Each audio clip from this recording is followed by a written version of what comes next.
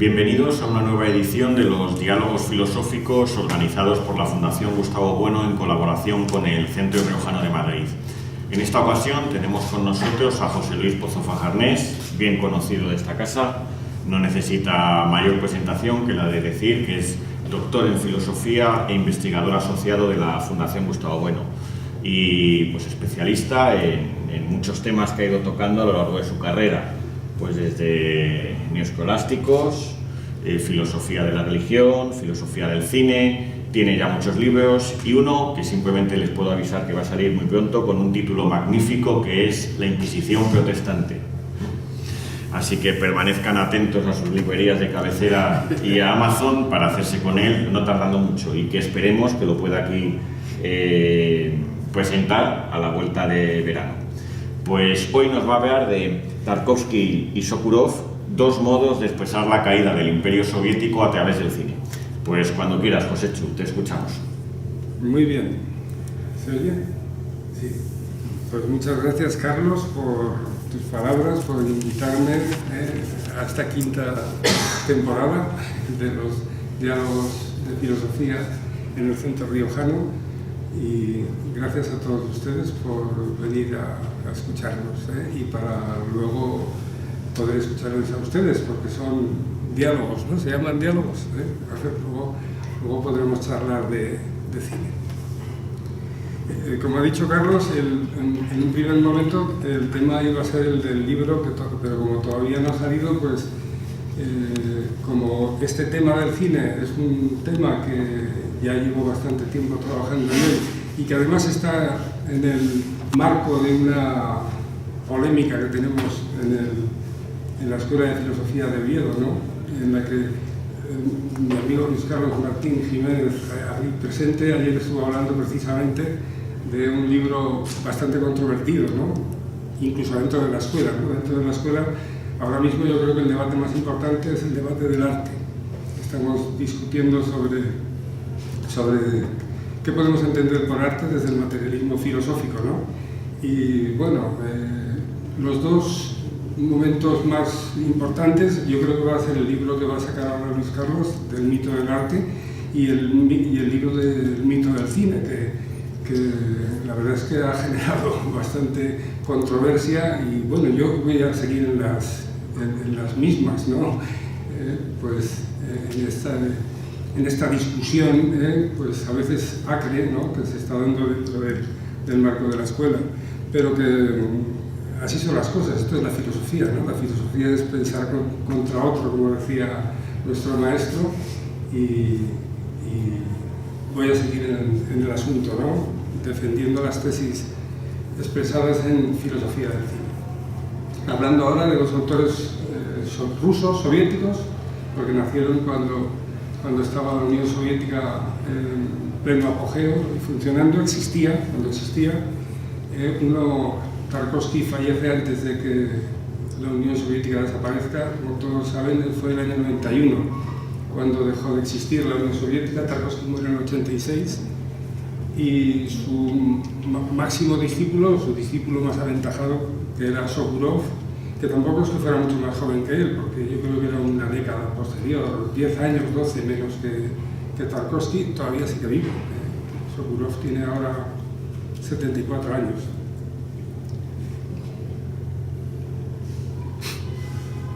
Joven.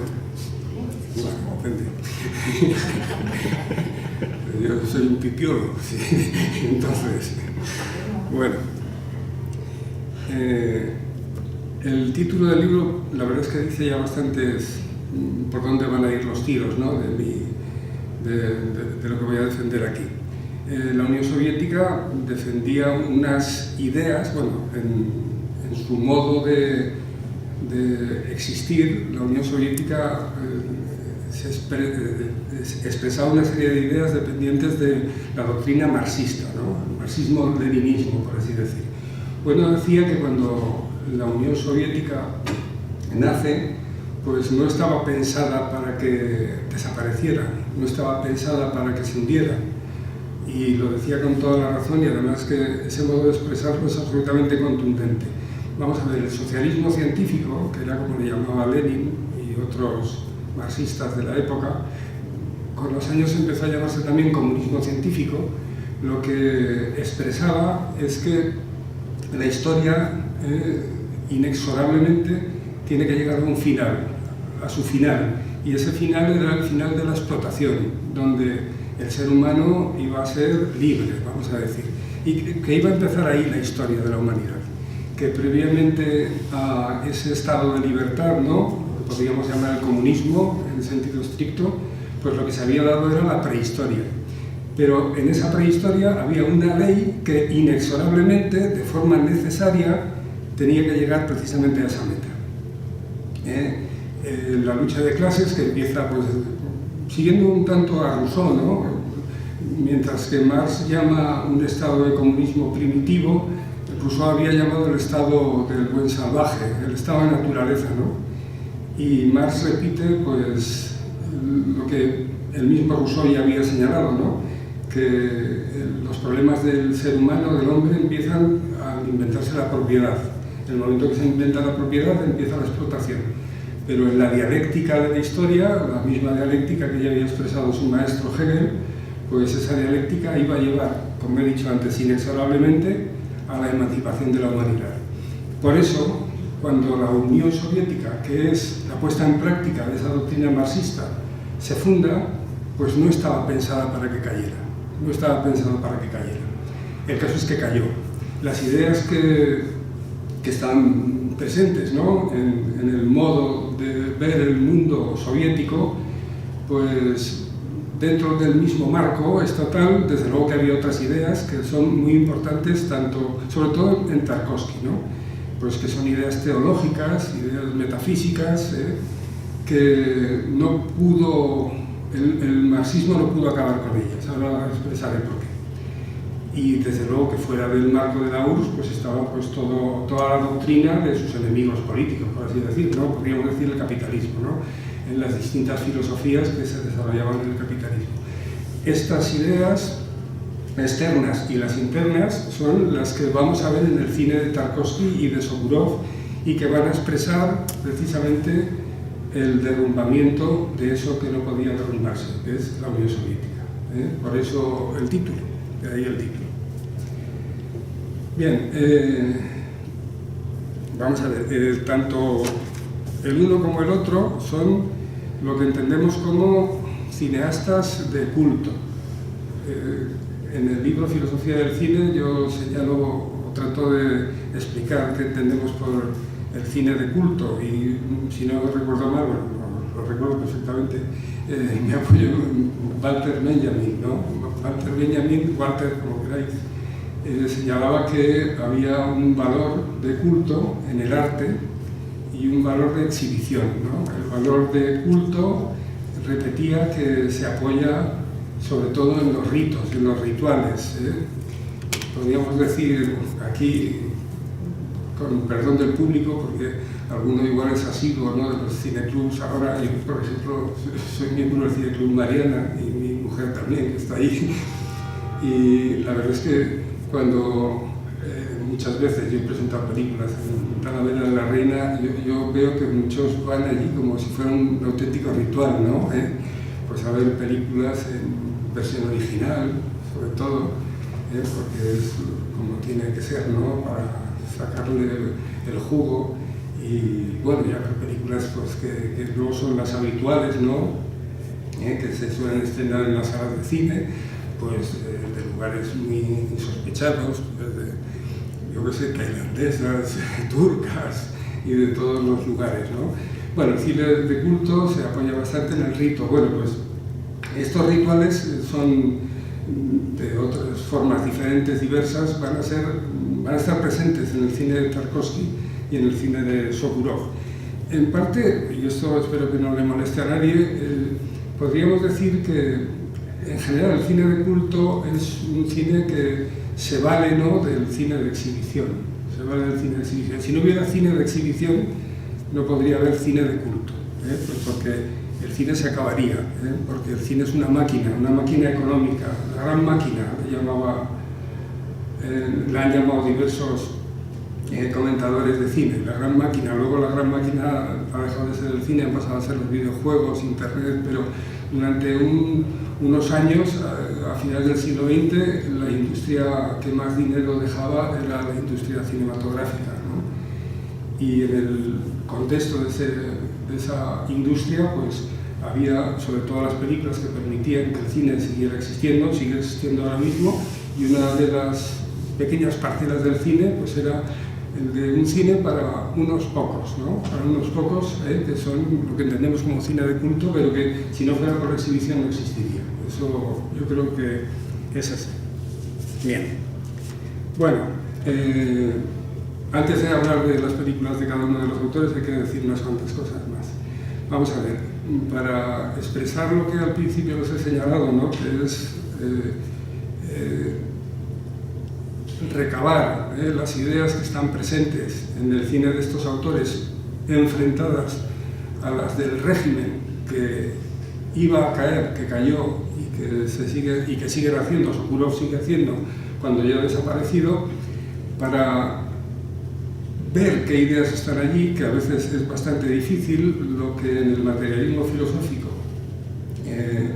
señalamos como pertinente, es algo que ya había dicho Gustavo Bueno, hay que hacer lo que se denomina catarsis. No la catarsis aristotélica. La catarsis aristotélica pues tiene que ver con, yo que sé, se puede aplicar a lo que pasa ahora, ¿no? Cuando uno va a un campo de fútbol y ahí se desahoga, ¿no? Desahogarse. Incluso podríamos ir a cuestiones más escatológicas, ¿verdad?, para hablar de catarsis. En el sentido del materialismo filosófico, la catarsis es otra cosa. No se trata de destruir o de quitarte las cosas que te sobran, ¿no? Pues yo qué sé, el estrés en el teatro griego o en el ¿cómo se llama el campo del Real Madrid? El Santiago Bernabéu. Santiago Bernabéu. Yo soy de Zaragoza, Dios mío, no sé por qué lo digo. Ojalá tercera. Bueno, el caso es que la catarsis que nosotros señalamos como pertinente, ¿no? No es una catarsis eso, que quiera destruir pues algo pues para desahogarse, sino delimitarlas para saber de qué nos están hablando, ¿de acuerdo? No se trata eso de expulsar las ideas, porque no se pueden expulsar, las ideas no se pueden expulsar de la obra de arte, pero sí que es pertinente enmarcarlas, darse cuenta de que están ahí presentes, para saber la ideología del autor, la ideología del autor, lo que nos está contando, que nos lo puede contar de una forma representada o ejercitada, pues tal y como en el artículo que les animo a leer, yo creo que es el primer artículo de Luis Carlos en el Catón del Paso, las ideas presentes en el cine. Ahí está perfectamente expresado el mecanismo, que no sé si hablas de catarsis ahí, pero lo estás ejercitando. Bien. Bueno, pues esto es, de eso se trata, de hacer catarsis, y eso es lo que voy a hacer a lo largo de esta exposición. Bien. El cine de Tarkovsky, bueno, voy a tratar de ir deprisa porque en el cine de Tarkovsky vamos a decir las ideas sobre todo que están presentes, ¿no? En el cine de Tarkovsky están las ideas religiosas presentes. ¿Qué ideas religiosas? Pues la del cristianismo ortodoxo. Vamos a ver, el cristianismo ortodoxo trató de destruirse, ¿no? Cuando llega la revolución, Stalin mató un montón de curas, un montón de obispos, quemó un montón de iglesias, pero lo que conseguía el cristianismo ortodoxo en el pueblo ruso, y luego se amplió bastante, ¿no?, a toda la Unión Soviética, pues las ideas comunistas no lo conseguían. No conseguían la misma, no conseguían amalgamar a la población de la manera que lo amalgamaba el cristianismo ortodoxo, donde el zar era la cabeza de la iglesia, donde se daba un césaropapismo en sentido estricto, funcionando pues como pasa en el Islam con el califa, fue sobre todo en la Unión Soviética. Luego se dará en otros lugares de Europa, ¿no?, con la reforma. Pero en la Unión Soviética, desde luego que el cesaropapismo funciona pues de maravilla, pues para eso, pues para que todos se sientan rusos y sientan a la cabeza pues de todo lo que les importa al jefe del político, que era el zar. El zar era el papa, luego había muchos, el patriarca y tal, pero eran figuras siempre secundarias. El más importante pues siempre era el zar, ¿de acuerdo? El zar desde Iván III, si no me confundo, o Iván IV es el que decide.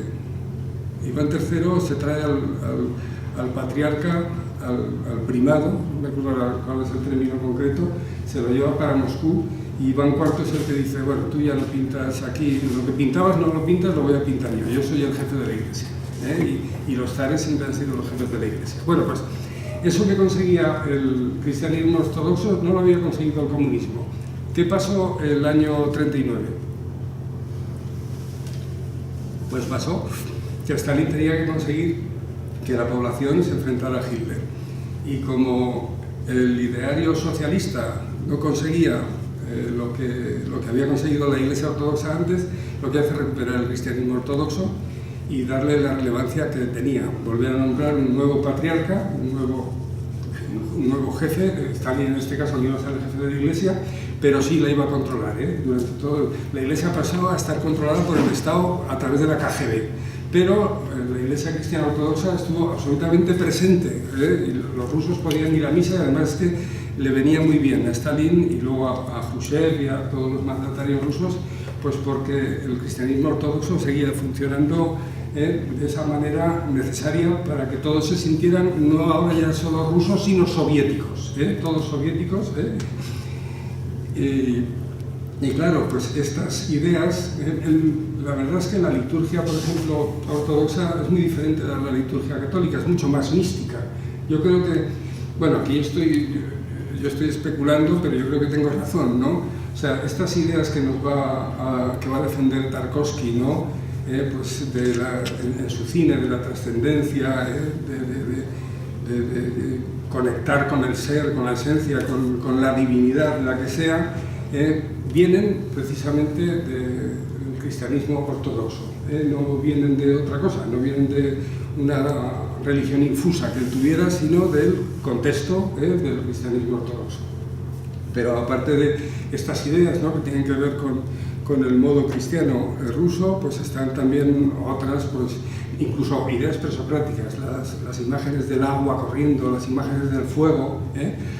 Podríamos relacionarlas también con la religión, con religiones orientales, que no sé si tampoco, yo creo que si entran ustedes en Wikipedia, pone que Tarkovsky seguía la religión zen. Yo es el único sitio donde lo he visto, pues porque en su cine hay agua, hay estas cosas que son de la naturaleza, pero él era ateo, según parece, pero no, se parecía, pero porque están estas ideas del agua, la fuerza del agua, en muchas de sus películas. Otra idea que está profundamente y además cada vez con más fuerza es la idea de tiempo. No en vano su famoso texto que escribe en los últimos años de su vida, a los 50 y tantos falleció Tarkovsky, es esculpir en el tiempo.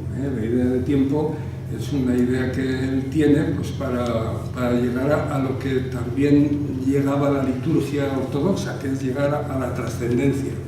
Claro, la divinidad de Tarkovsky no es la divinidad de los cristianos ortodoxos.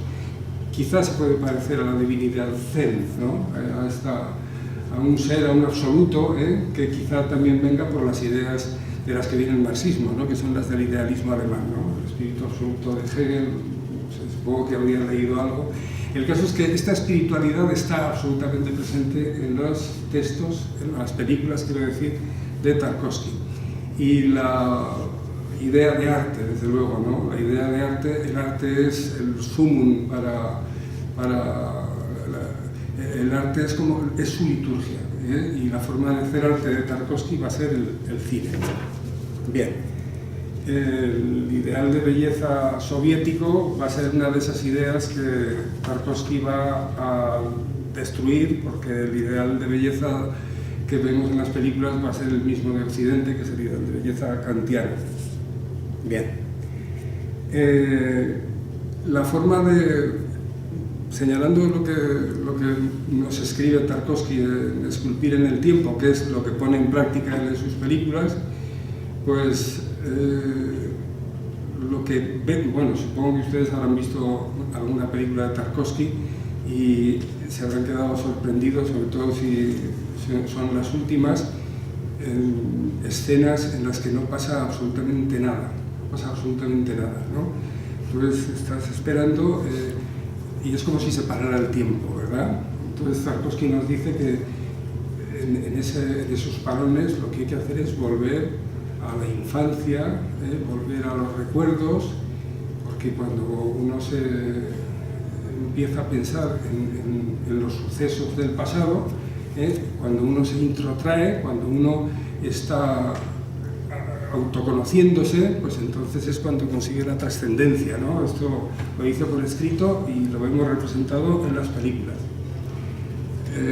Ayer en Talavera estuvimos viendo a una chica japonesa, muy amiga de...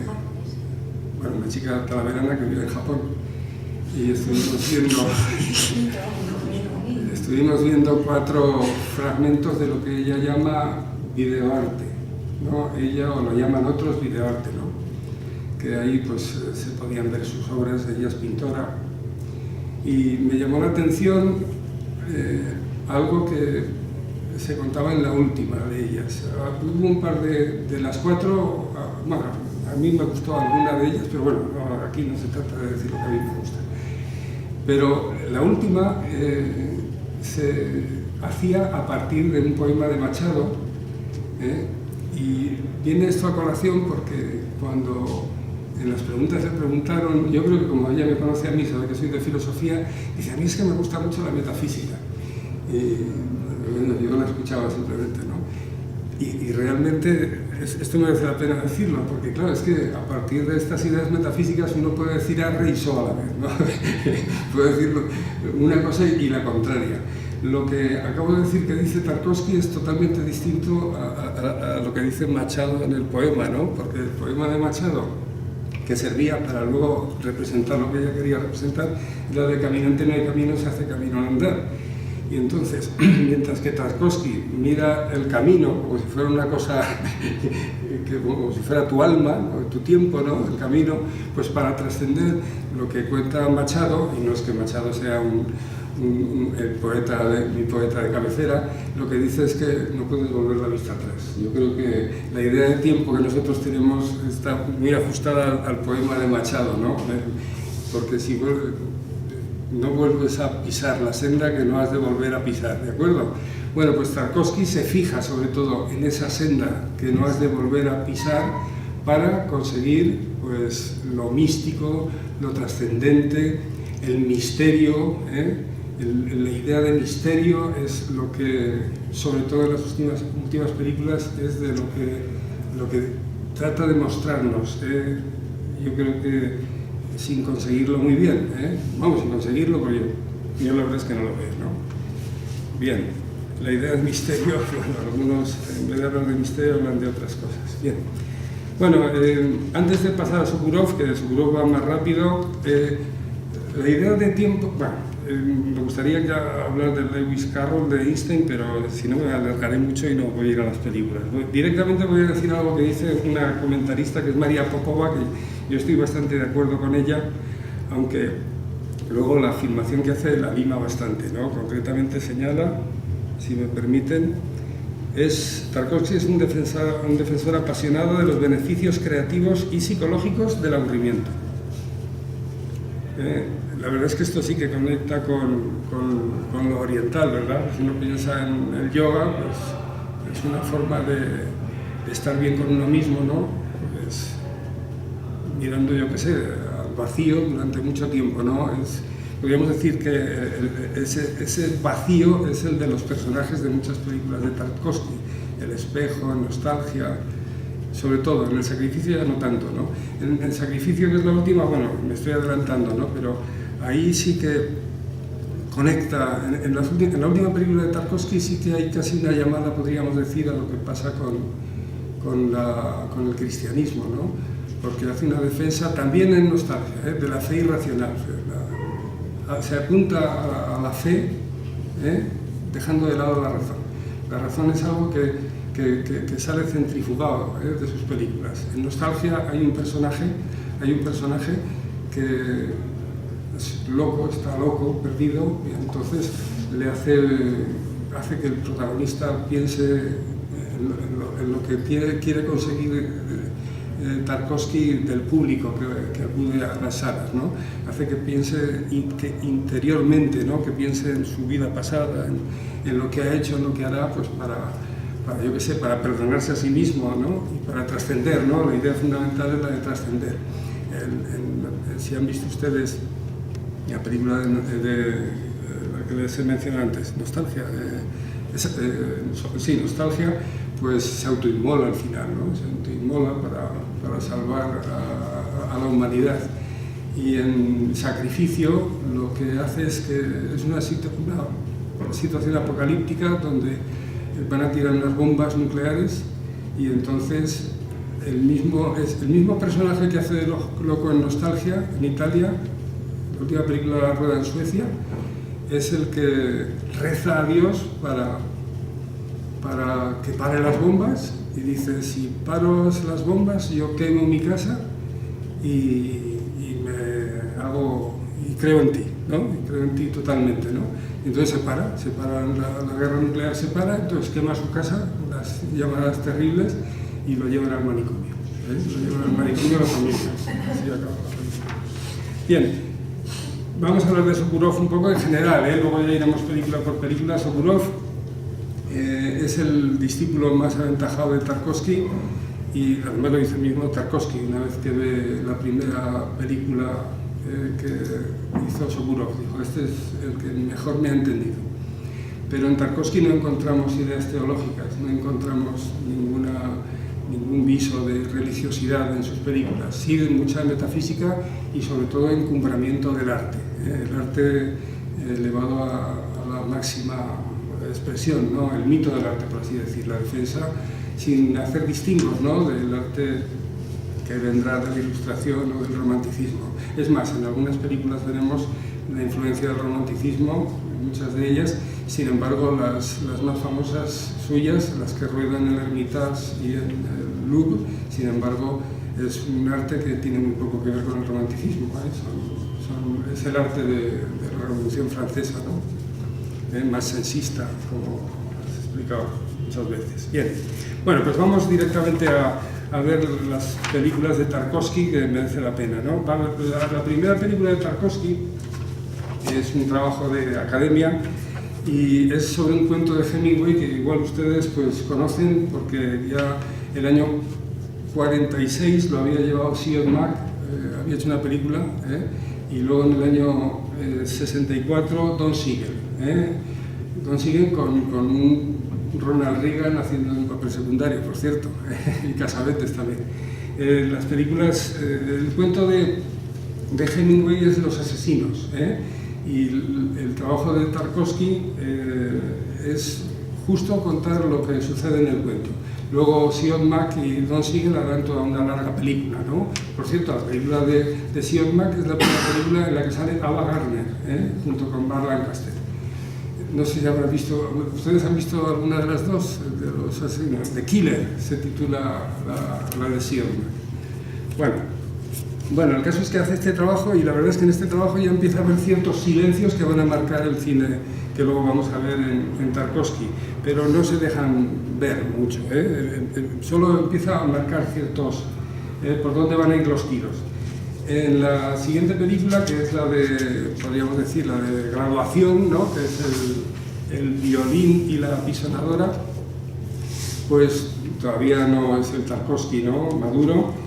Y aquí, sin embargo, pues ya sale pues, algo que es muy relevante en el cine soviético. La verdad es que los soviéticos siempre le han dado mucha importancia al trabajo obreril, desde luego, y al arte, ¿no? Al arte realista suyo, ¿no? Y podríamos decir que tiene mucho que ver con lo que había aprendido en la escuela, porque el violín es lo que aparece en la película, dura 20 minutos nada más, Es un niño que toca el violín, y la pisonadora es un señor que lleva una pisonadora y que defiende a este niño sensible que toca el violín porque se meten mucho con él. La verdad es que lo que nos cuenta Tarkovsky de esa película ahora, pues quizá algunos, no mentes calenturientas, porque es las ideas que ahora están flotando constantemente. Parece que fuera de una relación de pederastia. Ahora mismo no se podría hacer esa película, porque es un tipo de 30 años que ha estado en la guerra y un niño pues, una relación que ahora pues, sería muy difícil llevarla al cine. En la película que ya pues, esto va a marcar un antes y un después en la obra de Tarkovsky, además me parece que es una película fantástica, pese a que utiliza ya todas su metodología, es la infancia de Iván. La infancia de Iván también es un niño que ha perdido la infancia y que se dedica pues, a traer mensajes en medio de la Segunda Guerra Mundial, ¿no? Y aquí también se da una relación entre un niño jovencito de unos 12 años, ¿no? Y unos soldados también que se abrazan mucho. Aquí también podríamos ver lo mismo que veíamos en otra película, pero de una manera pues, mejor traída, mejor...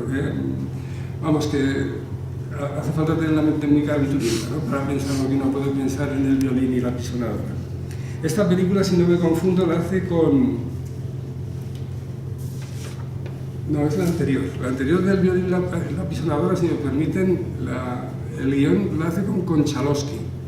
Konchalovsky es hermano de Nikita Mikhailkov, el hermano mayor de Nikita Mikhailkov, que se hizo muy famoso con una película del año 79, se titulaba Siberiada. Yo en aquella época estaba en el Partido Comunista y yo veía pasar, aunque yo era prosoviético, me llevaba muy bien con las de las agrupaciones del PC, y los vídeos de Siberiada, que siempre estaban 2 vídeos, porque era una película de 4 horas o más, pues entonces se las pasaban mano a mano, ¿no? Y Siberiada, la transformación de la URSS, la puesta en marcha. El caso es que el año 80 Konchalovsky se fue directamente a Estados Unidos. Hizo El tren del infierno, ha hecho muchas películas, una versión televisiva de Ulises precisamente, y bueno, ahí se quedó. Nikita Mikhailkov, sin embargo, pues siguió haciendo cine ahí. A mí Nikita Mikhailkov es el realizador ruso que más me gusta, ¿no? Si tienen oportunidad ustedes de ver Ojos Negros, o El barbero de Siberia, o Quemado por el sol, o incluso 12, la misma película que ha hecho ahora Clint Eastwood, del Jurado número 13, 12, que es Los 12 hombres sin piedad de Lúmez, ¿no? O el teatro, la obra de teatro que vimos en España, bueno, que vi yo cuando era pequeño, y que yo creo que he visto 10 veces por lo menos, y que se la ponía a los alumnos. Bueno, el caso es que Konchalovsky estudió con Tarkovsky, y cada uno pues llevó sus derroteros, ¿verdad? Bueno, la infancia de Iván es un momento fundamental. La premian fuera de la Unión Soviética. Podríamos aquí comparar la trayectoria de lo que va a pasar con Tarkovsky con la trayectoria que sucedió con Eisenstein, ¿no? Cuando se fue a aprender a Francia y se quedó allí bastante tiempo, incluso a Estados Unidos, como hacían el cine los capitalistas, aunque luego tuvo que volver, porque los americanos lo echaron y luego lo echaron los mexicanos, y cuando volvió, pues como pese a que lo echaron estaba muy reconocido, pues tuvo sus más y sus menos. Eisenstein hizo alguna película que no la dejaron ni estrenar, pero luego con Alexander Nevsky y tal lo volvieron a premiar, con Iván el Terrible lo volvieron a premiar, y con la segunda parte de Iván el Terrible ya no. Esa le cortaron la mitad. Bueno, tuvo muchos problemas Eisenstein, y Tarkovsky lo comparo con él porque, claro, al estar tan bien visto, yo creo que fue en Cannes donde le dieron el premio por la infancia de Iván, entonces pues también de cara al público, los soviéticos pues lo ensalzaron, pero luego no le dejaron hacer películas, le dejaron hacer una película cada 4 años. Se moría de hambre, Tarkovsky en la Unión Soviética, vivía en Kuchitril. Esto lo podemos ver en Elegía de Moscú, que es un cortito que hace Sokurov para contar cómo vivía Tarkovsky en el año 70. Luego les digo la fecha, que la tengo por ahí. O sea, lo tenían maltratado. El mismo Sartre señala algo que yo creo que no estoy de acuerdo, pero dice que la película Iván, la infancia de Iván, era surrealismo soviético, cosa que, bueno, se puede coger con pinzas. El caso es que, mientras que con Eisenstein nadie pudo mostrarse contrario al régimen, ni al mismo Eisenstein, sin embargo, estamos en los años 60 y ya hay unas voces y unos cineastas que se rebelan. Uno de ellos es Sokurov. O sea, a partir de la infancia de Iván va a haber muchos que van a empezar a hacer un arte distinto al soviético, apoyándose en el arte que se hace fuera de las fronteras de la Unión Soviética, y con otras ideas diferentes a las del comunismo soviético. ¿De acuerdo? Bien. Sokurov está ahí, está el que hace Ben y Mira, ¿no? Otro peliculón, que es Climent. Ben y Mira es una película magnífica. Ben y Mira se titula, y es como los alemanes cuando van entrando a los pueblos durante la Segunda Guerra Mundial, meten a toda la gente en un granero y le pegan fuego, ¿no? O sea, es lo terrible. ¿Por qué murieron 25 millones de rusos en la Segunda Guerra Mundial y le llaman la Gran Guerra Patria? Pues porque los alemanes mataron a 25 millones. Y algunos dicen que incluso más. En la Segunda Guerra Mundial fueron 45 millones de personas las que murieron, más de la mitad fueron rusos. Y muchos de ellos fueron genocidados, o sea, asesinados de la manera que cuenta Climent en Ben y Mira. En la siguiente película, donde ya tenemos un Tarkovsky en estado puro, es la que hace sobre el pintor de iconos Andrei Rublev. Lo que pasa es que aquí ya vemos, pues eso, totalmente el Tarkovsky, ¿no? Que ya las ideas individualistas son las que va a defender, porque está hablando de personajes que son protagonistas en sus películas.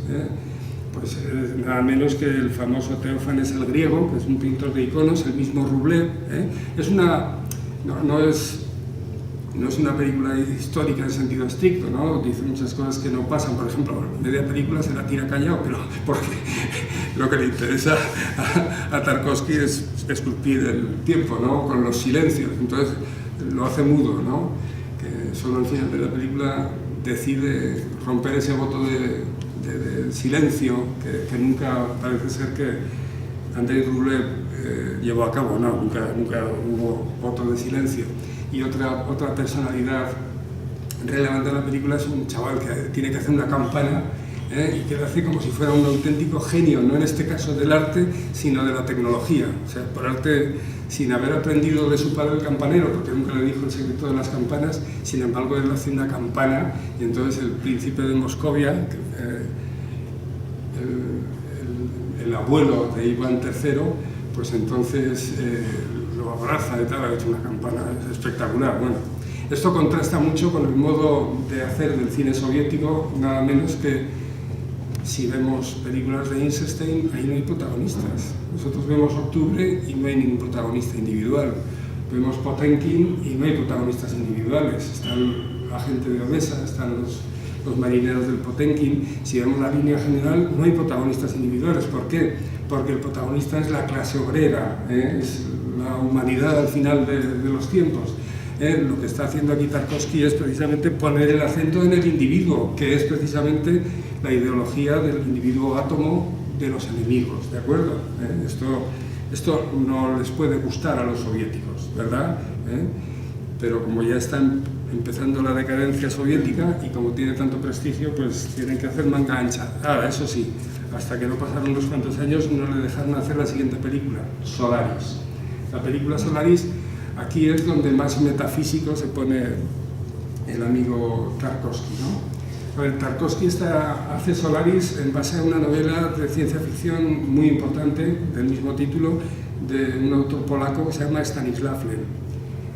Mientras que Stanisław Lem pues, trata de hacer una novela de ciencia ficción teológica, metafísica, porque aparece un planeta que, según nos narra en la novela, pues un planeta que está vivo, que piensa, podríamos. Es como si uno acude a la mitología griega, pues es como si fuera Gaia, ¿no? La hija de Rea y Urano. Gaia es la Tierra, ¿verdad? Pero es Solaris, ¿no? Entonces, los científicos soviéticos, los rusos, bueno, la CLM, bueno, no me acuerdo de la novela, es que la leí hace muchos años, yo creo que sí, que son soviéticos también en la novela, como en la película. Entonces, sí, porque Polonia, o bueno, son del ámbito de la Unión Soviética, saben que Polonia era uno de los estados satélites. Bueno, tratan de estudiar Solaris, pues en base a las ideas de la metafísica, ¿no? Pues como si fuera, pues yo qué sé, pues un dios, o como si fuera una conciencia, o como si fuera una máquina, ¿no? Que el mundo, alma, Dios, como si fuera un organismo, El caso es que al final está tratando Solaris como si se tratara, pues eso, de una divinidad, ¿no? podríamos decir que lo más parecido a la solarística, que es como le llaman los científicos comunistas, ¿no? Lo llaman la solarística, el estudio de Solaris, lo más parecido a lo que entendemos por la mariología o la josefología, ¿verdad? Es una cosa... Yo lo podría equiparar a estas cuestiones, porque no deja de ser... Lo que pasa es que no es un santo, es una divinidad, ¿no? Bueno, ahí es donde pone el acento hasta cierto punto Lem, porque también una de las cosas que pasan es que como piensa y tiene una serie de poderes pues, que no pueden comprender estos científicos, entonces los pensamientos de los humanos que los están mirando Solaris los corporeiza, aparecen unos visitantes. Aparte de la Solaris de Tarkovsky, Soderbergh hizo Solaris también a unos 12 o 13 o 14 años, ¿no? A mí me gusta más la versión de Soderbergh, no digo, más que la de Tarkovsky, porque en Tarkovsky ahora he hecho un esfuerzo para volver, es la tercera vez que la veo. Las otras dos veces es que a mí es que me sacaba de la película. Ahora, como tenía que hablar de él, pues ya me lo he tomado en serio y la he visto. He visto la de Tarkovsky y le he sacado más jugo, la verdad, le he sacado más jugo, pero me cuesta, me cuesta. Vamos a ver, Tarkovsky y Sokurov pasa un poco como pasaba con James Joyce, que cuando escribe el Ulises no lo hace para todo el mundo. Tampoco es que lo haga para los más inteligentes. Muchos de los que han leído Ulises son muy inteligentes, pero otros no. Otros es que les interesa, ¿no? Entonces, te tiene que interesar el cine de Tarkovsky, te tienen que interesar esas ideas que señala, estas ideas de trascendencia, te tiene que interesar el arte, te tiene que interesar estas cosas.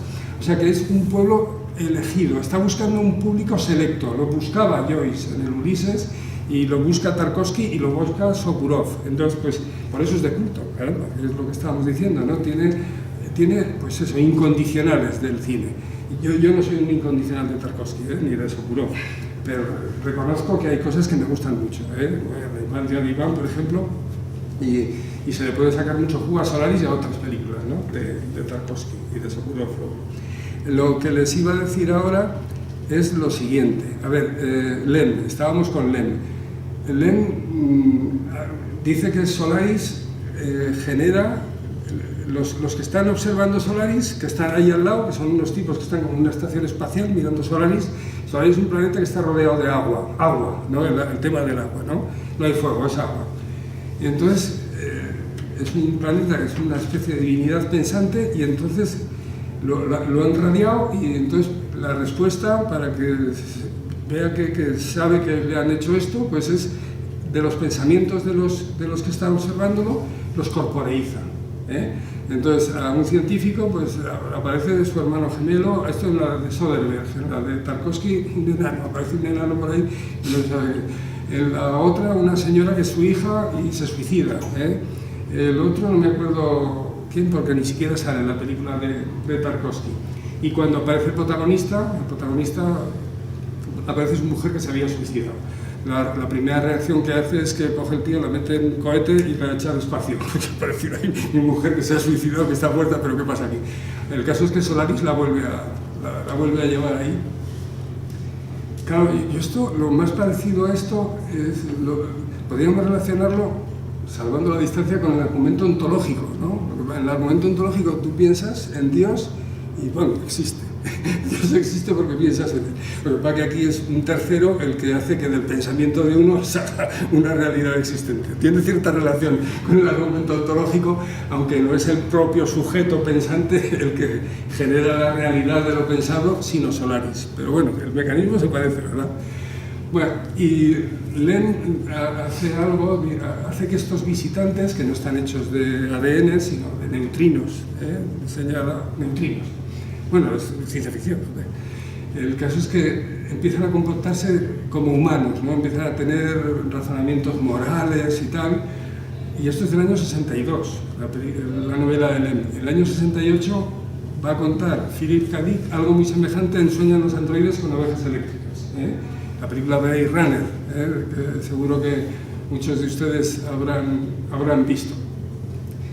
No en vano, Lem decía que el único autor de ciencia ficción que le gustaba, de todos los que había leído de Estados Unidos y de Europa, era Philip K. Dick, quizá, porque compartían fantasías cientificistas, ¿no?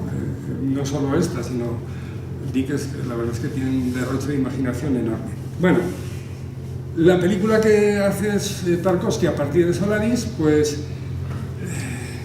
es muy diferente y sobre todo se ciñe, pues eso, ¿no? a la interiorización, ¿no?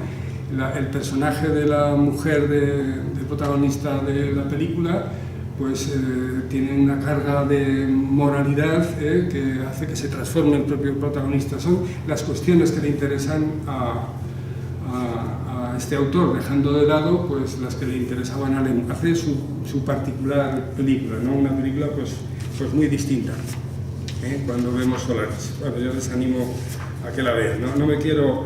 Bueno, hay algunos comentaristas. A raíz de Solaris hay un señor que se llama Boet, que lo único importante que ha hecho es hablar de la película Solaris de Tarkovsky, y le voy a decir algunos de los comentarios que hace en unos artículos sobre esto. Él tiene una revista y lo único que conozco de él son estos textos sobre Solaris, ¿no?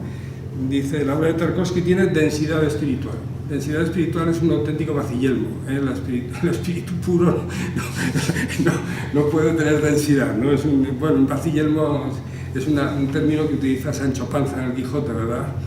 Porque no es ni vacía ni es yelmo, ¿no? No es ni vacía de barbero ni es yelmo de bambrino, ¿verdad? O sea, no se sabe lo que es. Pues yo tampoco sé lo que es la densidad espiritual. Dice el señor Boyd, ¿no? Por ejemplo, en Solaris hay una aspiración humana hacia la pureza y la unidad entre las cosas.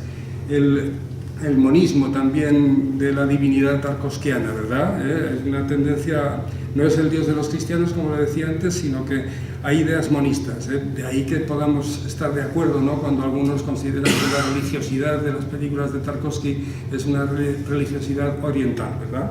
Aquí lo dice este señor y yo creo que se deja ver en las películas de Tarkovsky. La obra de arte implica una unidad estética y filosófica integral como un organismo vivo que se desarrolla según sus propios principios internos. La obra de arte es como si fuera la propia divinidad que te permite la trascendencia. El sufrimiento no es mero dolor sin apertura posible e ineludible hacia un sentido ulterior inalcanzable, ¿no? Entonces, la trascendencia. Está comentando lo que Tarkovsky le ha hecho ver, ¿verdad? La purificación moral del alma. Bueno, en fin.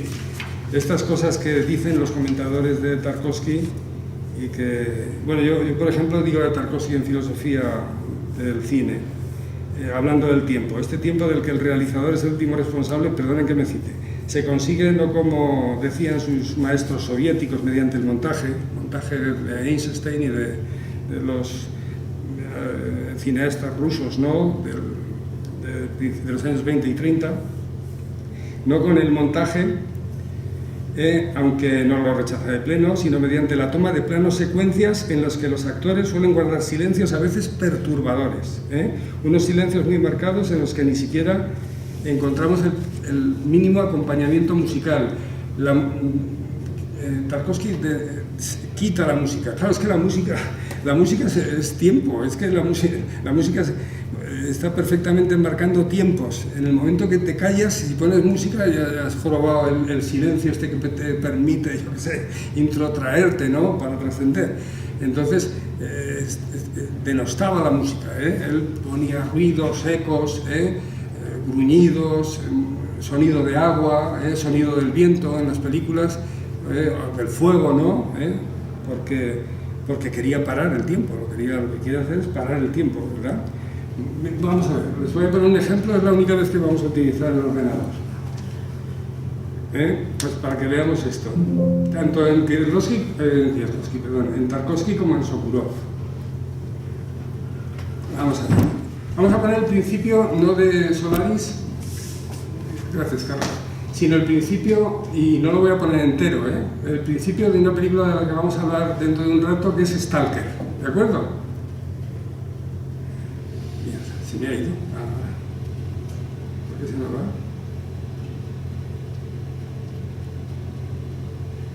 El silencio. Ya, funciona, ¿se ve? Está en ello. Está calentado. Podemos pensar en la infancia. Bueno, vamos a ver, los 5 primeros minutos de Stalker no los vamos a ver, los 5 minutos, porque le saco, como le saco del acto. Vamos a ver otros 5 minutos de una película de Sokurov, de las primeras películas de Sokurov, que es a partir de una novela de otros autores que vamos a hablar también, porque merece la pena. La película es Días del Eclipse, y luego vamos a poner un fragmento de una película de Kieslowski, que es el contrapunto total a lo que hacen estos dos autores. Este es el principio de Stalker. Por lo engañe. Este es el principio de Stalker. Es la presentación del protagonista, del Stalker. Stalker, ya les diré luego, bueno, se lo digo ahora, Stalker traduce lo que entendemos nosotros por furtivo. Es un furtivo, un Stalker. La palabra rusa Stalker es furtivo.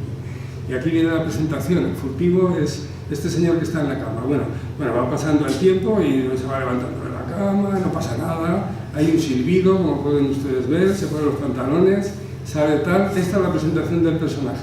Bueno, pues así no toda la película, pero bueno, esta forma de hacer cine es la de Tarkovsky. Vamos a ver ahora una de las películas más un momento de una película de Sokurov, de lo más tarkovskiano de Sokurov, que es Días del Eclipse. Aquí lo que ha ocurrido es que ese es el bélico protagonista, un momentito, y los soviéticos se han cargado a un disidente. Bueno, pues durante 5 minutos hay que sacar el cadáver del disidente.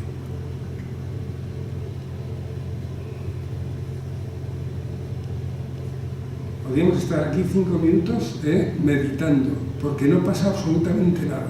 No pasa absolutamente nada. Solo sacan el cadáver. Parece que pasa algo, pero no pasa nada. Son los policías que están ahí, ¿de acuerdo? Bueno, pues al final sacan el cadáver, bueno, todavía no ha salido. Nada, no pasa nada, eso es todo acompañamiento. Ahí sacan el cadáver del disidente.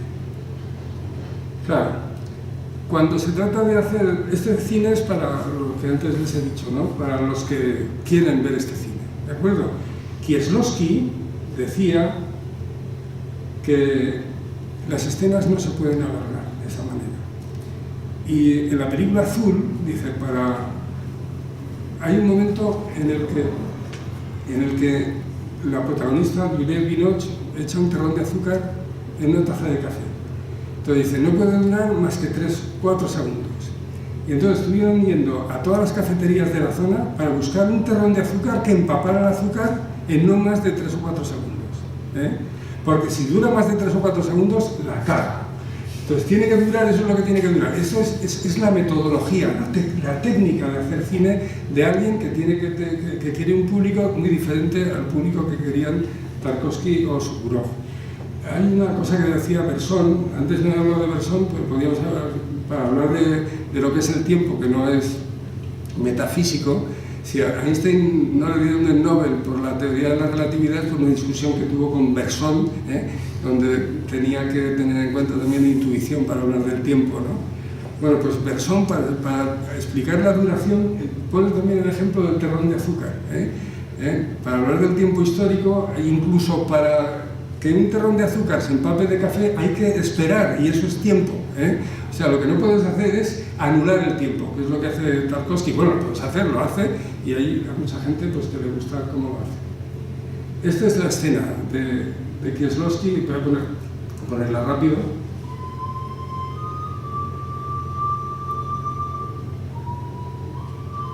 Cinco segundos. Ya ha caído el terrón. Si el terrón está 5 minutos, como la presentación de Stalker y tal, la gente se hubiera ido al cine. ¿Me explico? Bien. Bueno, eso vamos a ver ejemplo. Ponemos la luz que no veo ni mal. Entonces era un burro. ¿Vas a poner más películas o...? No, ya está, eso solo. Es suficiente. A ver, no sé cuánto tiempo llevamos aquí. Vamos a ver. El espejo es una película autobiográfica.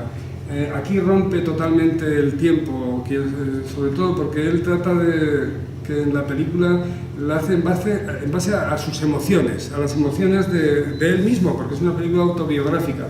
Entonces hace como una especie de rompecabezas, pero en la que le importa un pimiento que podamos ordenarlas. Vemos que hay momentos de la infancia, antes de la guerra, hay momentos de la guerra y hay momentos posteriores, ¿no?, de su matrimonio.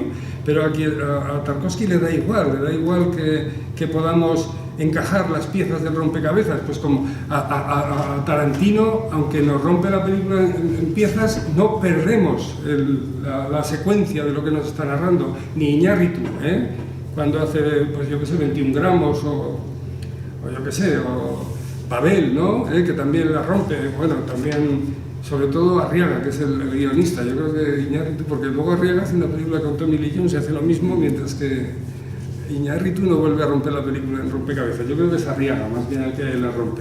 Pero bueno, a Kieslowski le da igual, porque quiere que el espectador sienta con él. Digo yo, bueno, es una forma de decirlo, y discúlpenme porque me siento un poco hasta mal al decirlo, un poco tratando de entender lo que Tarkovsky nos quiere decir. Bueno, la película Stalker, de la que les hablaba antes. Stalker es una novela de los novelistas más importantes de ciencia ficción soviéticos, los hermanos Strugatsky, Boris y Arkady Strugatsky. Uno es de literatura y el otro era un físico, ¿no? Y entonces hacen una serie de novelas que son importantísimas en la Unión Soviética y que se han llevado al cine. La película Stalker es de las últimas, y aquí ya se dio un cambio en ellos. En las primeras películas, en la época de Khrushchev, eran los hijos predilectos de la Unión Soviética, bueno, unos de ellos, ¿no? Sin embargo, en la época de Brezhnev, entonces ya empiezan a verlos de otra manera, pues porque también empiezan a hacer un cine que no se adecua a ese determinismo del que les hablaba antes, ¿no? Que en sus primeras novelas sobre extraterrestres se plasma, ¿no? Empiezan a poner en tela de juicio algunas de las cosas, de las ideas fundamentales del comunismo científico o del modo de entender. ¿Pero hacen cine los Strugatsky? No hacen novelas. Lo que pasa es que... No, es que te había entendido. me habré confundido, perdona. Lo que pasa es que vamos a hablar de 3 o 4 novelas que las lleva al cine tanto Tarkovsky como Sokurov y otros autores, ¿no? Esta de Stalker es de la última o la penúltima de las que me interesan aquí, y donde lo que cuentan ya se diferencia bastante, ¿no?, de las primeras películas, en las que son eso, pues los niños mimados de la Unión Soviética, ¿no? Empiezan a ser vistos ya como disidentes, por así decir. La película que hace... la novela a partir del cual se hace la película Stalker se titula Picnic extraterrestre. En la novela, no en la película, en la novela lo que ocurre es que otra civilización en la que ha surgido la racionalidad, pues tiene que pasar lo que pasa en la Tierra, ¿no? Que tiene que llegar, pues, a la emancipación, y se desarrollará la ciencia y entonces serán libres. El caso es que donde haya racionalidad se dará ese determinismo de la historia, ¿no?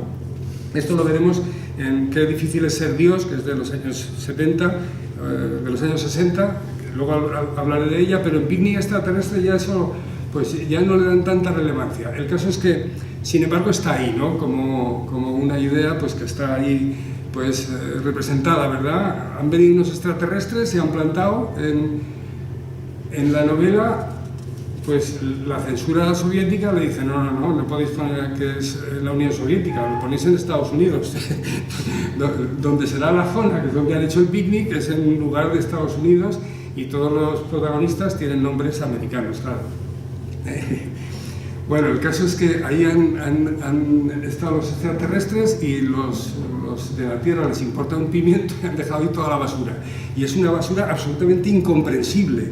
Entonces, no les llaman stalker, ¿no? Los furtivos van a coger, pues, piezas que han tirado de la basura, tanto de lo que comerán o de las que han estado limpiando el cohete, o yo qué sé, o parte del combustible que se les ha caído por ahí. Bueno, pues todo eso lo que pueden coger, porque hay cosas terribles que pasan en esa zona, pues lo venden y por sacar dinero, ¿no? Son furtivos para ir a buscar esa zona que está restringida, porque no se puede ir, y vender las cosas. Bueno, les voy a nombrar, la verdad es que son tan originales los Strugatsky. Miren cómo se llaman, a ver si lo encuentro. Ahora no lo voy a tener, luego en la máquina. Igual me pasa. Aquí está.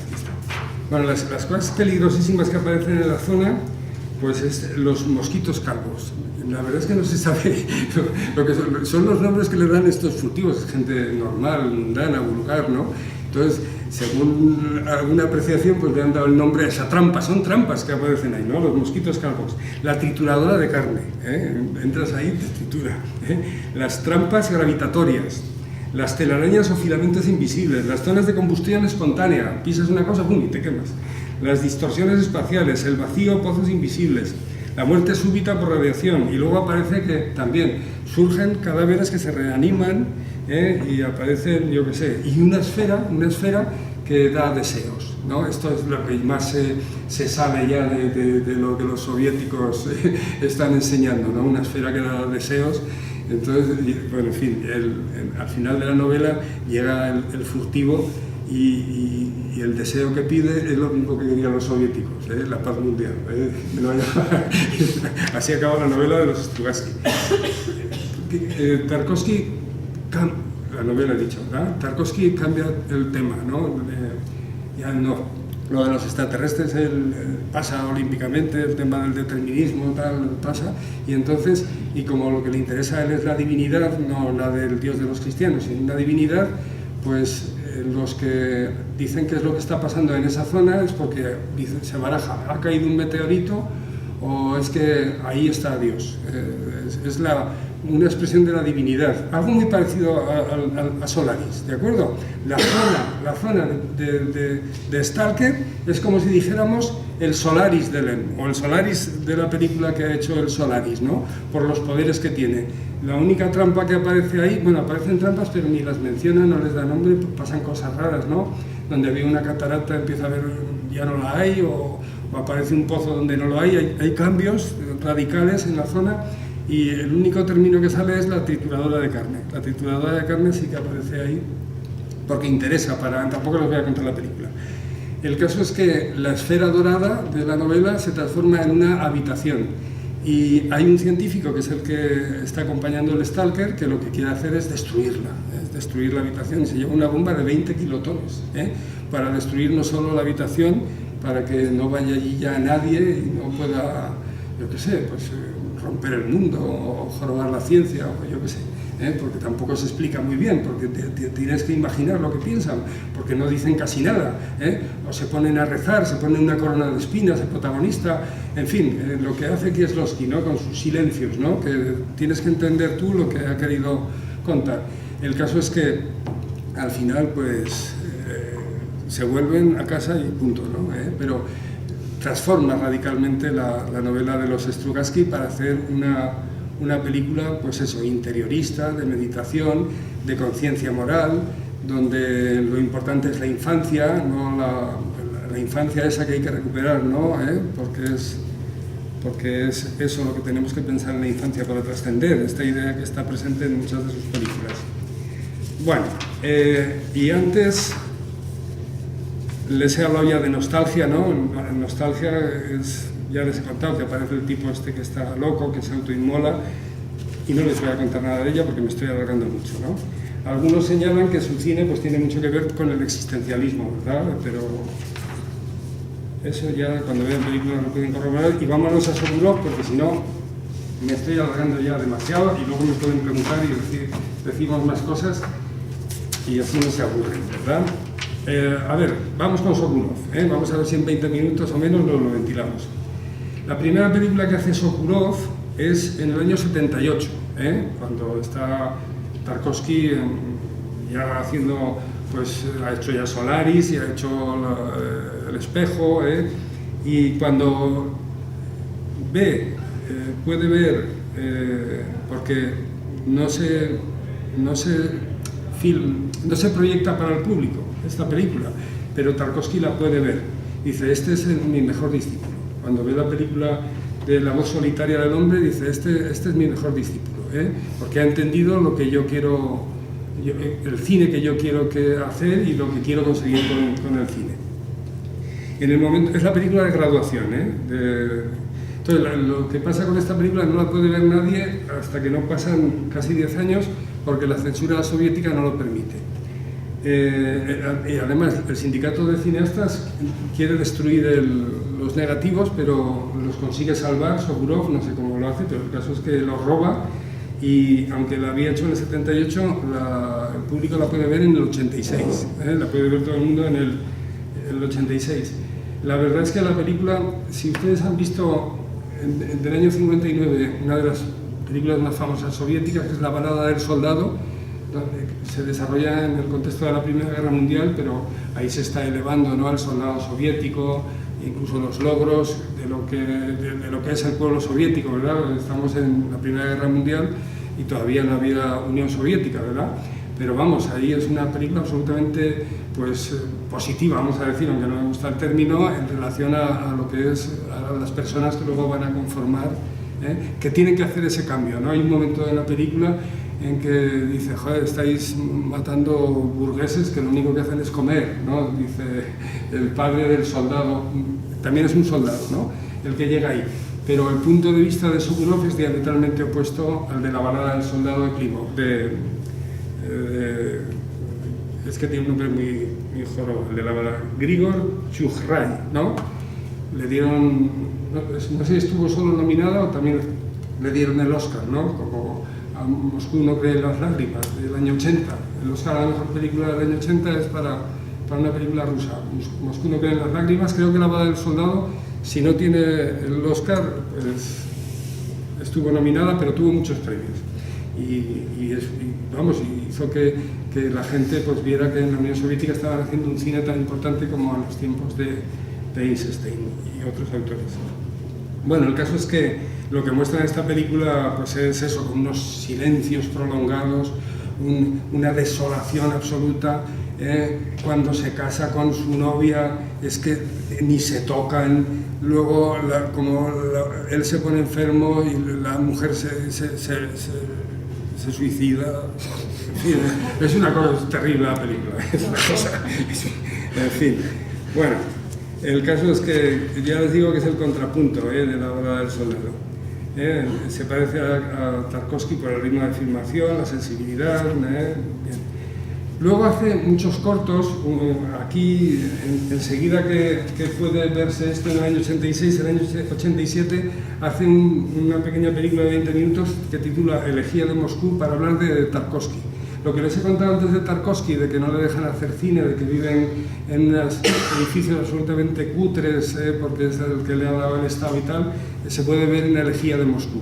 Y bueno, aquí le deja hablar, Tarkovsky habla, cuenta cosas y dice pues cosas que a él no le interesa, pues cosas como: uno es que quien debe aprender a servir al cine. El cine hay que servirlo porque el cine es el todo, es el arte, es lo más importante, es el mito del arte, ¿verdad? El cine es el que te usa, no al revés. Bueno, esas cosas cuentan en Elegía de Moscú. Bien, antes les he puesto un trozo de Días del eclipse. Días del eclipse también es a partir de una novela de los Strugatsky, ¿de acuerdo? La novela de los Strugatsky, que tampoco es de las primeras, luego le hablo de la primera, que es por la que fueron encumbrados. Esta se titula 1000 millones de años antes del fin del mundo. Aquí también la idea de que los extraterrestres pues, están sujetos, ¿no?, a la necesidad histórica, pues está presente, ¿no?, por lo menos de forma ejercitada, podríamos decir. Pero lo que ocurre en la novela de los Strugatsky es que una serie de científicos que viven en Leningrado están haciendo unos descubrimientos que van a cambiar la humanidad, pero empiezan a pasarles cosas que no les permiten seguir trabajando. Entonces empiezan a lucubrar, comiendo, bebiendo, y dicen: no, es que son los extraterrestres que están interactuando con nosotros, pues para que no vayamos por otros derroteros y lleguemos y vayamos por donde tiene que ir, por donde nos lleve la historia, ¿no? Los extraterrestres que no los dejan, pero desechan, ¿no?, lo de los extraterrestres, y dicen: bueno, aquí debe ser una cuestión que pertenece a una ley del universo, y utilizan una metáfora de la homeostasis. La homeostasis es que un organismo internamente se adapta a unas circunstancias externas pues que son adversas. Entonces consigue sobrevivir por esa homeostasis, adecuarse a un cambio que se da en el exterior. Entonces, como ellos van a cambiar el interior, entonces el universo, como si fuera Solaris, como si fuera un dios, como si fuera Gea, es el que está haciendo que ellos no puedan seguir con sus descubrimientos. O sea, más o menos en la misma línea de lo que antes hemos contado, ¿verdad? Bueno, esta es la novela de los Strugatsky. Lo que hace Sokurov es algo radicalmente opuesto, no le interesa lo que cuentan los Strugatsky, y entonces cambia, en vez de Leningrado es Kazajistán, Kazajstán, no sé cuál de los Kazán, no me acuerdo, por ahí lo tengo, pero es uno de estos que acaban en Stan. Al lado de cerca de Georgia, ¿dónde fue la guerra? Chechenia, al lado de Chechenia, a las orillas del Báltico. El caso es que es una zona absolutamente desértica y lo que no le permite trabajar al protagonista, que ya deja de ser un astrofísico, pasa a ser un médico, el que antes al verlo habrán visto ahí un tío tumbado, ¿no? Un tío joven, es un médico. Entonces hay algo que no le permite desarrollar un trabajo que está haciendo, pero es el clima, pero sobre todo es el Estado soviético. El Estado soviético es la presión que ejerce el Estado soviético, no solo con los disidentes que van a aparecer por ahí, ¿no? A ese que han matado, ¿no? Y que van a sacar de la habitación, y otros que van saliendo por ahí. A él el Estado soviético no le permite seguir trabajando. Es el estatismo, ¿no? Es como si Sokurov estuviera haciendo la crítica al inmovilismo de los últimos años de la Unión Soviética. Aprovecha la novela de los Strugatsky para expresar lo que expreso yo en el título de esta charla, ¿verdad? ¿No? Dos formas de expresar el cambio político en la destrucción de la Unión Soviética. Bueno, eso es en 1000 millones de años hasta el fin del mundo. Lo titula la película Días del Eclipse. A ver, sobre esta película no se ha escrito tanto como Solaris, pero hay autores muy importantes que sí que dicen cosas sobre Días del Eclipse, y uno de ellos nada menos que Frederick Jameson, que hay un libro, bueno, ha escrito la teoría de la posmodernidad de Jameson es muy importante, pero también su libro Estética Geopolítica, donde el cine es una de las cuestiones casi más importante que Zizek, hablando de cine, Frederick Jameson, ¿no? Pues Jameson, al hablar de la película, dice que la homeostasis es una metáfora, que es verdad, es lo que les acabo de decir, del inmovilismo ruso, de su estancamiento cada vez mayor. Aquí pongo un lince, vamos, claro, porque eso es lo que se ve en la película, ¿verdad? Bueno, hay otros autores que también hablan de esas cuestiones, y no me quiero adelantar. Bueno, hay algunos con los que estaría muy de acuerdo, pero bueno, no merece la pena alargarme más con estas cuestiones. Hay que decir algo de los Strugatsky importante, ¿no? ¿Por qué Sokurov lleva al cine en la novela de los Strugatsky? ¿Por qué Tarkovsky lo había llevado antes? Porque son figuras muy relevantes, muy importantes en la época soviética. Hay una novela que es por la que encumbran a estos dos hermanos, que es Qué difíciles ser Dios, ¿no? Ahí se expresa perfectamente la doctrina soviética del determinismo histórico, porque aquí son los rusos los que van a otro planeta donde se está dando un desarrollo histórico y recaban ahí en un momento donde la civilización está en la Edad Media, ¿no? Y bueno, ahí ya se empieza a dar un problema moral en que el protagonista, se llama Rumata, pues ve cosas tan terribles, ¿no? Que el poder, sobre todo de una iglesia, ¿no? Y el poder de la nobleza, del rey que está ahí, está subyugando tanto a la población como a los científicos y a los artistas, pero sobre todo a los científicos, que quiere actuar para que con más rapidez lleguen a la revolución. Claro, pero entonces luego están desde la Tierra, los rusos de la Tierra dicen no puedes interactuar y cual. Bueno, el caso es que esa película la hace Fleischmann en el año 86, un cineasta alemán la lleva al cine. La verdad es que es una pena de película, no merece la pena verla. Es más, hasta los Strugatsky dijeron esto no tiene nada que ver con lo que yo quiero contar, aunque dicen hacen una película pues para que vaya mucha gente al cine, ¿no? Pues de aventuras. El caso es que en 2013 un ruso la lleva al cine y ahí, ese sí que les aconsejo que no la vean, porque yo solo ha habido 3 películas que no he podido con ellas porque para mí han sido terribles, ¿no? Pues Salo y los 120 días de Sodoma, esta de Haneke, ¿no? De Funny Games, y esta la he visto 2 veces, las 2 versiones, pero he sentido la misma náusea, pero aquí más náusea todavía porque el entorno es un entorno que solo hay mierda y estás comiendo con la mierda. Es que de verdad que es nauseabunda la película, ¿eh? De 2013. Bueno, y se titula así, ¿no? Qué difícil es ser un dios. La película de Fleischmann es el poder de un dios, transforman un poco el título. Bueno, y después de esta película hacen otra novela, La Isla Futura, que los rusos también la llevan al cine y viene a contar más o menos lo mismo, ¿no? Un chaval de la Tierra que llega a otro planeta y también quiere transformarlo, ¿no? La verdad es que la película tampoco hay por dónde cogerla, es muy cutre. Bien, en el año 89 Sokurov hace una elegía, hay cortos que hace para hablar de la política de la época, como el que hace de Tarkovsky, ¿verdad? Y en este caso lo hace de Yeltsin, del año 89. Hay 3 momentos del corto, dura 15 minutos, ¿no? En el primer momento del corto aparece un Yeltsin en su oficina, entra al lugar donde trabaja, sube a la oficina donde trabaja, no saluda ni al portero porque no hay conserje, está vacío el edificio. Sube a la oficina y está ahí, se sienta y bueno, pues, los 5 primeros minutos son de esos 5 minutos de Yeltsin, luego se va un coche oficial de 1000 pares de narices. Luego, otros 5 minutos son fotos de todos los dirigentes soviéticos con su nombre, muy interesante, porque no se deja ni uno.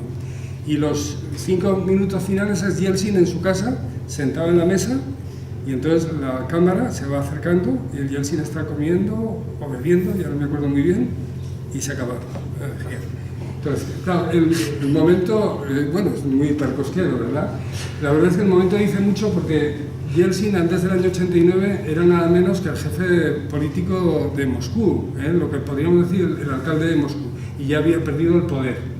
En el año 89 había perdido el poder. Yo esto lo sabía porque vi en su día un documental donde Yeltsin pone a caldo, ¿no? al Politburó, ¿no? Pues diciendo que es un desastre, esto sería el documental sería del año anterior o así, ¿no? Y dice, caramba, Yeltsin, que ahora es el presidente, era el alcalde de Moscú. Aquí había perdido el poder y en el 89 es cuando deja el carnet del partido, por cierto. Y luego en el 91, cuando se da esa revolución, él se sube en un tanque, si se acuerdan, y luego será elegido el presidente de la Unión Soviética, Boris Yeltsin, ¿verdad? O sea que aquí está en el periodo antes de que sea él el mandatario posterior a Gorbachev, en la época de Gorbachev. Bueno, bien. En el 79, aquí hace 4 películas pues para equiparar lo que la Rusia de la época, que estaba totalmente encumbrada, con otros totalitarismos. Hace una película de Hitler, en la que la verdad es que hace una semblanza de Hitler, de Anna Braun, de Bormann y de Goebbels y su familia, la verdad que absolutamente caricaturesca, ¿no? Pero bueno, es la que hace él, además en medio de unos soldados absolutamente marciales y tal, pero los ves haciendo unas tonterías que, bueno, parece que sea una película, pues yo qué sé, bufa, ¿no? De italiana o española de Berlanga por las tonterías que dicen, las cosas. O sea, una caricatura absoluta de Hitler. Bueno, voy a hablar desde las 4 y así, aunque se hacen a lo largo de 20 años, ¿no? La segunda es la de Lenin. Lenin, que es la figura más importante de la Unión Soviética, la que estaba más encumbrada, que cuando se hace Goodbye Lenin, la forma de decir que ya no pintas nada es que sale una estatua de Lenin en un carro porque la han tirado, ¿no? Pues como tiraron la de Saddam Hussein. Pero aquí lo que hace Sokurov es también algo terrible, ¿no? Porque son los últimos días de Lenin. Supongo que a Lenin tenía una enfermedad mental, le crecía el cerebro, como a Lincoln. Lincoln también tenía hidrocefalia. Bueno, no sé si es la misma enfermedad, pero a Lenin le dolía mucho la cabeza, mucho, muy habitualmente. Si ven ustedes el tren, que es este que hace de Gandhi, ¿cómo se llama? El que hace de Gandhi. Ben Kingsley. Ben Kingsley es el que hace de Lenin. Ahí, durante toda la película, se ven los problemas de dolores de cabeza terribles, ¿no?, que tiene Lenin. Es el tren en el que lo montan los alemanes para ir a Leningrado. Bueno, pues el caso es que aquí Lenin, aparte de esa enfermedad, una señora, el año 21, se llamaba Kaplan, como el personaje ficticio de Con la muerte en los talones de Hitchcock. Señor Kaplan, si se acuerdan ustedes de la película, pues una señora que se llamaba Kaplan le pega un tiro en la cabeza. Entonces, entre el problema de enfermedad que tiene, el tiro que le pegan en la cabeza, Lenin pierde la cabeza. Y es cuando, durante mucha película, dice 7 más 12, 7 más 12. No le sale el resultado de 7 más 12. Lo llevan a cazar y entonces Lenin con la mano, ¿no?, pegando tiros. O sea, es una caricatura también que hace de Lenin Sokurov, que incluso puede llegar a molestar. Tuvo que molestar a mucha gente del Partido Comunista. Claro, la hace en el año 89, que también es un tanto atrevido porque la Unión Soviética todavía está viva, ¿no?, hasta el año 91. Aunque el año 89 es cuando cae el muro de Berlín, si ustedes recuerdan. Otra película donde va a caricaturizar una personalidad fundamental de esa época es El Sol, y entonces es Hirohito. Hirohito también hace una caricatura total y sin embargo por lo menos pone en él la decisión importante de declararse que ya no es Dios, ¿no?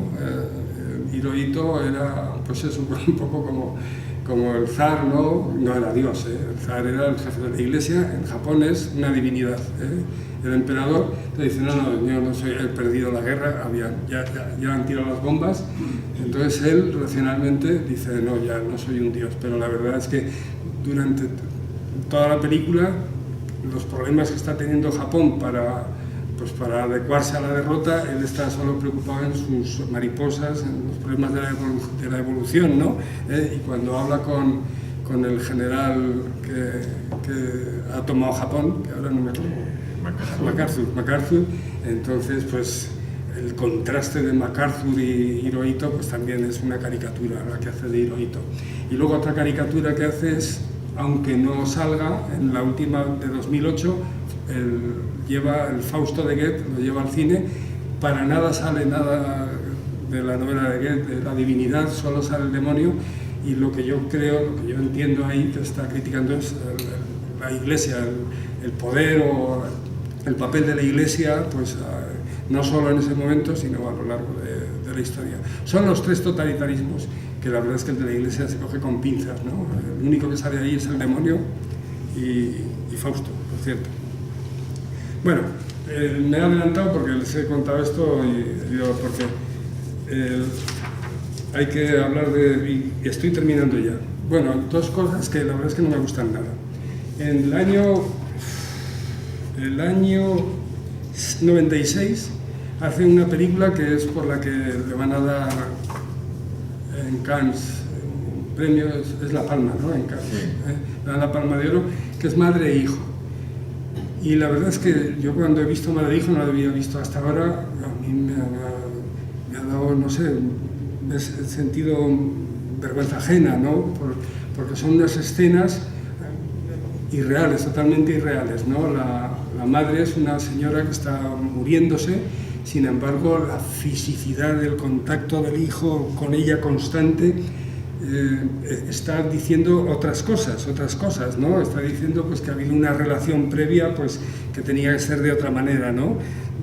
Durante toda la película, sin música, como pasa con Tarkovsky, él va con su madre en brazos, llevándola a todos los sitios porque se está muriendo, le está alimentando, la está abrazando. La mitad de la película es un contacto total con la madre, ¿no? Que ya les digo que te deja un poco, vamos, que te da un poco de vergüenza ajena, ¿no? Te saca porque te produce rechazo, ¿no? Sin embargo, pues le dieron la Palma de Oro.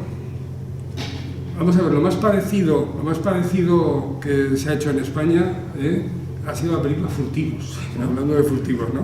Pero donde lo que te imaginas en La Madre del Hijo, por lo menos las mentes calenturientas como la mía, es lo que pasa en Furtivos, ¿no? Entre Lola Gauss y Ovidio Montllor, si ustedes han visto la película, tiene ya muchos años, pero es lo que te imaginas que ha podido pasar antes. Y eso se corrobora cuando años después, no llega a 10 años, hace Padre e Hijo. En Padre e Hijo, aunque tampoco hay escenas explícitas, sin embargo se dan los mismos abrazos, el mismo contacto físico, una relación, vamos, que es pederasta, total, pero está ahí, lo que pasa es que no se hace explícita, ¿no? Yo creo que lo que no contó en Madre e Hijo, dice, pues sí, es lo que estáis diciendo muchos que habéis entendido sin entenderlo, toma, aquí te lo pongo en bandeja para que veáis que tenéis razón, ¿no? Entonces a mí la verdad es que me han sacado, tanto la película Madre e Hijo, que es por la que va a tener el primer reconocimiento, pues con Padre e Hijo lo mismo. Bueno, y ahora, para terminar, bueno, podríamos hablar también de la película Alexandra, que es una película antibelicista que hace, pero no merece la pena. Muy interesante, a mí me gustó bastante, pese al antibelicismo. Las dos más importantes, de las que más se hablan de Sokurov, que es El Arca Rusa, y la película que hace sobre el Louvre, ¿no? Que tiene por título Francofonía. A ver, en El Arca Rusa se trata de expresar el mito del arte en sentido estricto, ¿no? En sentido pleno, ¿no? Por así decir. El Arca Rusa empieza en el momento de la Revolución Francesa. La verdad es que es un derroche, es una cosa que merece la pena ver, ¿no? Porque durante una hora y pico, en un movimiento de cámara sin corte de ningún tipo, no es como la soga de Hitchcock, que se ven los cortes, pues porque la tecnología del momento no permitía hacer una película sin corte de ningún tipo. Aquí va pasando por el Hermitage y luego poniendo escenas con el paso del tiempo. Aquí rechaza, ¿no? El esculpir en el tiempo. Estas películas rechazan totalmente. Aquí ha habido una transformación ya, ¿no? Con el aprendizaje de Tarkovsky, porque ya no hay esculpir en el tiempo. El tiempo aquí es fundamental y además es el protagonista entre la Revolución Francesa y la Revolución Bolchevique. Porque al final lo que ocurre es que todos los logros de la humanidad expresados en el Hermitage, las obras pictóricas, al final suena la sarabanda me salía a mí, ¿no?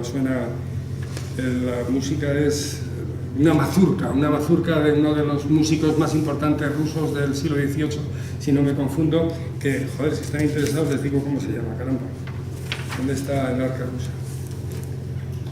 Aquí tiene que estar. Sí, de Mikhail Glinka, no sé si le suena, Glinka, es de la ópera Iván Susanin, aunque tuvo un nombre de un zar antes, luego le cambiaron el título a la ópera, donde está esa mazurca que suena al final en un baile salen unos 1000 actores que van saliendo según la cámara va recorriendo el Hermitage, y 2000 o 3000 extras, que es una cosa, es un derroche, de verdad. La verdad es que además filmado en un solo día. Pero bueno, ahí el protagonista, el que va narrando las cosas, es un francés interesado mucho en los logros de Rusia del siglo XIX, hasta que la Revolución Soviética destruye esos logros que tienen que ver absolutamente con ese arte que está ahí expresado en el Hermitage, y que si no está expresado en el Hermitage, él lo mete, porque mete la música también, ¿de acuerdo? Bien, eso es el Arca Rusa, y en Francofonía pues tiene ya una estructura más de película. Hay 3 historias paralelas. Una es el mismo Sokurov, que está hablando con un barco que lleva obras del Louvre y que está en medio del mar y que se pueden perder las obras. Eso es del presente, ¿no? Luego, paralelamente, en otro tiempo, es la relación que tiene el general alemán Metternich con el responsable del Louvre, pues para salvaguardar las obras. Bueno, yo me acordaba de la película de Frankenheimer, del tren, ¿no? con que el alemán también está preocupado, pero lo que pasa es que él se quiere quedar las obras que tenían los distintos museos, pues se las quiere quedar el general. Bueno, aquí no, aquí hay una relación muy estrecha entre ese director del Louvre y Metternich, que es el alemán que va allí. Bueno, esto es también una encumbración del arte. Bueno, y para terminar, lo que Les digo lo siguiente, y aquí ya vimos esto. Tarkovsky y Sokurov son dos representantes de la ideología vencedora, por eso es una expresión de la destrucción del imperio soviético. Y lo que tienen como una de sus ideas fuerza más potentes, ¿no?, aparte de otras que han salido aquí, es la del mito del arte, ¿no?, que es una idea muy difícil de contrarrestar. Muy difícil de contrarrestar. Muchas gracias.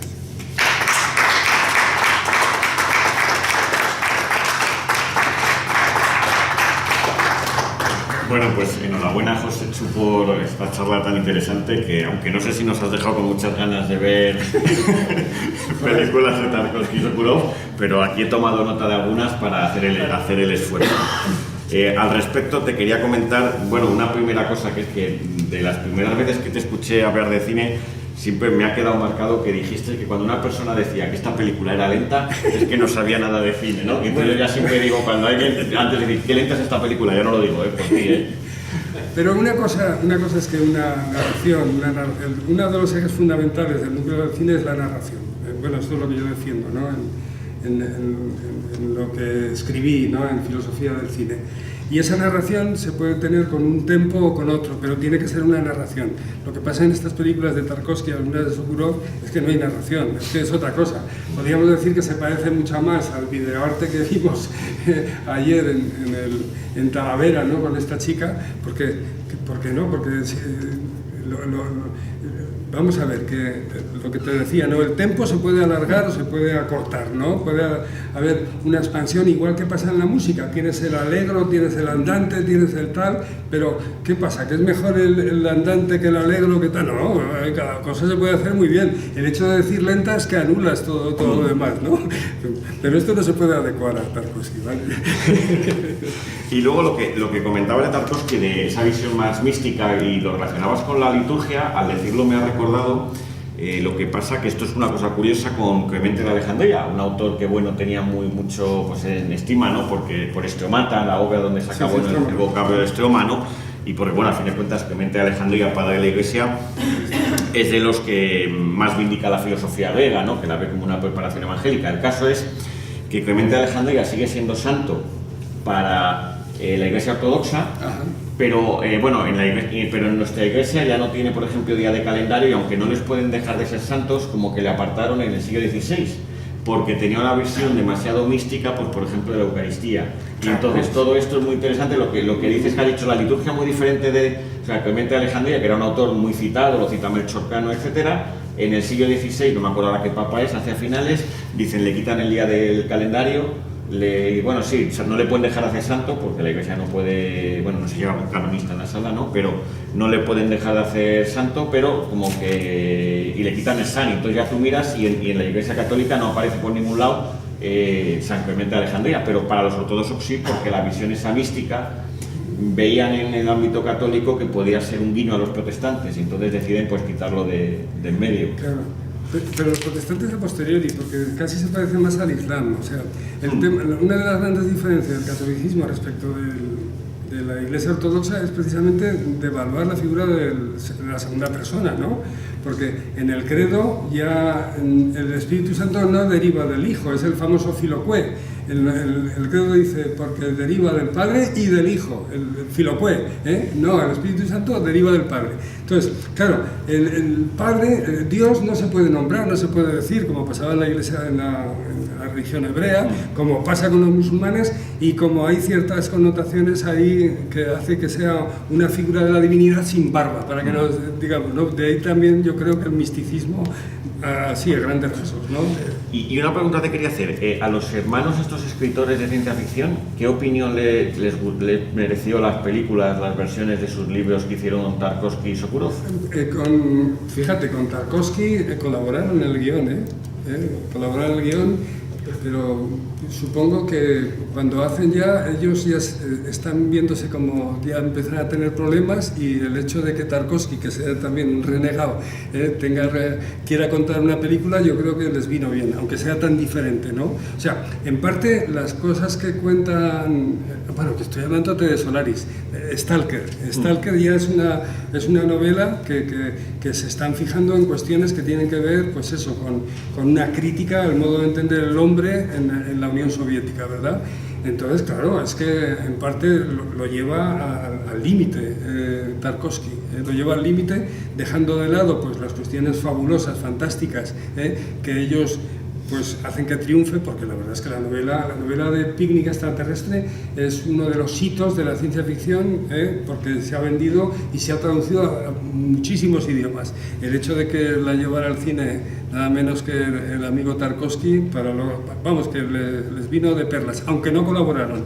Así como Lem colabora Lem colabora en Solaris y estos colaboran en Stalker, sí, colaboran con él. Pues abrimos el... Con los demás, no, con Fleischmann desde luego que no. Abrimos el diálogo. Pero yo sin micro, no me hace falta. No, pero tiene que quedar... Aquí no hay opción. No hace falta que se regale el mío. ¿Por qué no? Bueno, yo quería... A ver, vamos a contar. Primero, la artista talaverana esta se llama Carolina Ceca. Muy bien, sí. Y yo les invito a ustedes a que entren en internet y busquen sus obras, porque, bueno, tienen alguna cosa... Sí, sí. La novela de los Strugatsky, no recuerdo cuándo me la leí, si me la leí antes de conocerte a ti. ¿Cuál de ellas? Picnic Extraterrestre, me encantó. Sí, sí, no. La película, un truño que no hay Dios que la aguante, la verdad. Bueno, eso.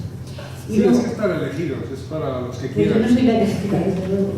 Y Quemado por el Sol, que no sé si la has nombrado, es que no... Sí, he nombrado, porque ¿Esa he de hablado quién de es? Mikhailkov, de Nikita Mikhailkov. Esa me ha encantado. esa He película. nombrado 3 de Mikhailkov, que son las primeras importantes. Vale, y después, cuando estabas hablando de esto que le ocurría al que no podía hacer cosas, o a los científicos, me ha recordado un poco que yo, como no tengo ni idea, lo digo y me quedo tan pancha, el ángel exterminador. ¿Es posible? Bueno, ahí parece que estás dando la razón al francés cuando dice que Tarkovsky hace surrealismo soviético. Bueno, El ángel exterminador es una película... La verdad es que en Solaris sí podemos ponerlo, porque le están pasando cosas que no entienden.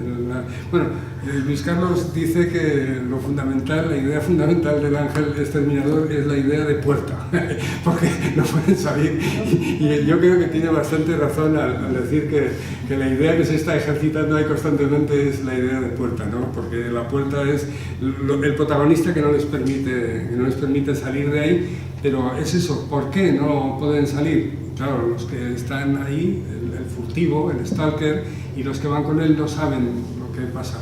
Una de las cosas que es diferente es que, y que por eso para Tarkovsky es una divinidad, es que la zona sabe lo que piensan los que están allí. Y entonces, el deseo que les da no es el que piden, sino el más recóndito de su cabeza. O sea que por eso antes he comparado la zona con Solaris, y es que aparte es que hace lo mismo, está haciendo lo mismo. No en vano son 2 obras de Tarkovsky, y quiere estar hablando de esa divinidad, que no es la divinidad del Dios de los ortodoxos, sino una divinidad que no sabemos qué puede ser, pero divina, divina, el ser, la esencia. ¿Ya? Gracias. ¿Más cuestiones? Allí. Hola José Chu, enhorabuena por la charla, que me ha gustado mucho. Yo te quería comentar que hace no mucho escuché un director, creo que era Trueba, Fernando Trueba, que decía que la vida era como una película mal montada, porque según él, en la vida pues había como tiempos muertos, las acciones no iban concatenadas, etc.